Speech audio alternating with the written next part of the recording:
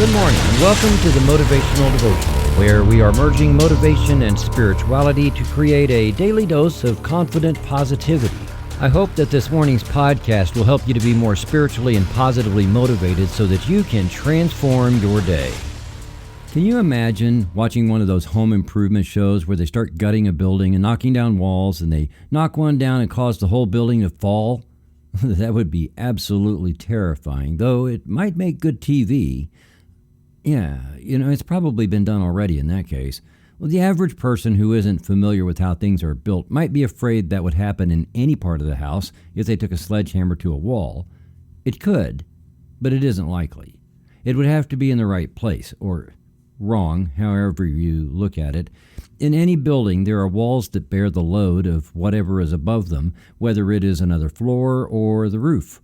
These walls are built differently than non-load-bearing walls because they bear more weight. In most single-story houses, the load-bearing wall usually runs down the length of the house under the highest point of the roof, usually down the center. In more complex designs, a would-be remodeler should really leave it to an expert who has a copy of the design, just to be sure.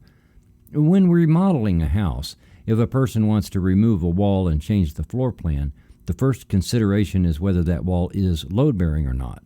If a load-bearing wall is removed without proper engineering modifications to still carry the load, the entire structure will be weakened and possibly collapse. No, make that probably collapse. Our lives are like houses. There are things in our lives that are load-bearing and other things that are non-load-bearing. Your bank account would be considered load-bearing, whereas your fishbowl would not, unless you heavily rely on watching your fish for relaxation and renewal. The wage one earns from a job is load-bearing, and hopefully the meaning one finds through work is also load-bearing. You would have to do a personal inventory to consider what in your life is load-bearing and what is not. Here's how you can tell. The baseline evaluation would revolve around the question of whether you removed that relationship or activity or thing from your life, would your life be in danger of collapsing? For example, and this applies to 100% of everybody unless you have no need for money, which would be cool, but extremely uncommon. If you removed your bank account and just had no money or a place to keep it, your life would collapse in a matter of days, wouldn't it? Maybe you've known people whose entire world revolved around one relationship, such as a couple married for decades who didn't have many friends, and they didn't socialize, and they kept to themselves for all their fun and time together.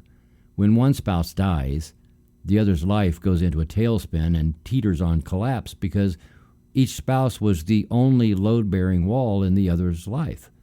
One important thing in building a solid life is to make sure you have several load-bearing things in your life so that when the inevitable happens, your life doesn't collapse.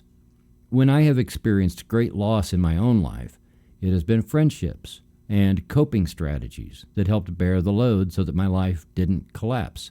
Most importantly, my spiritual connection to the creative power of the universe is strong enough to be a major load-bearing support that cannot be removed by any force in this world.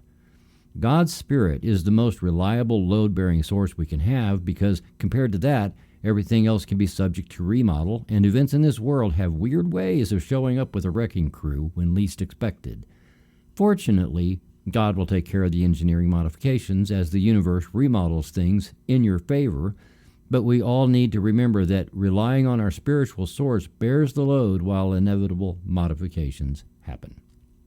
There are things in our lives that we have to give due attention because they are load-bearing, like paying bills, giving an employer an honest day's work for a day's pay, solidifying relationships in the family, that kind of thing. Some things get remodeled without our permission, but we can also keep a lot of things in place with our intent and due diligence. In those times when the load of life feels like it is becoming unbearable, what we may consider is whether we have too many activities, relationships, or obligations that are non-load-bearing, kind of like having a whole bunch of extra non-load-bearing walls in your house. And maybe we haven't placed enough load on spirituality.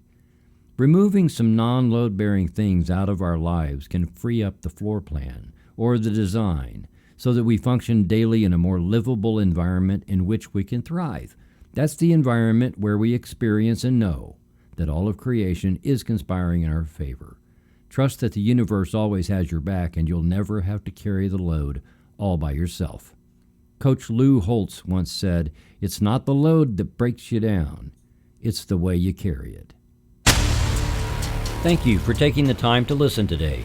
Please help keep this podcast going by following the Motivational Devotional Facebook page, following @Threefold Way Radio on Twitter, and sharing the written format of today's message from motivational-devotional.com on your social media. I am deeply grateful for your support, and thank you for letting Motivational Devotional be part of your journey. Peace out.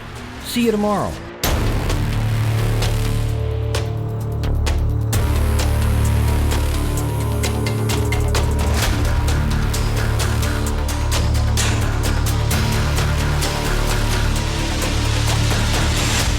Motivational Devotional is a production of Threefold Way Radio, LLC.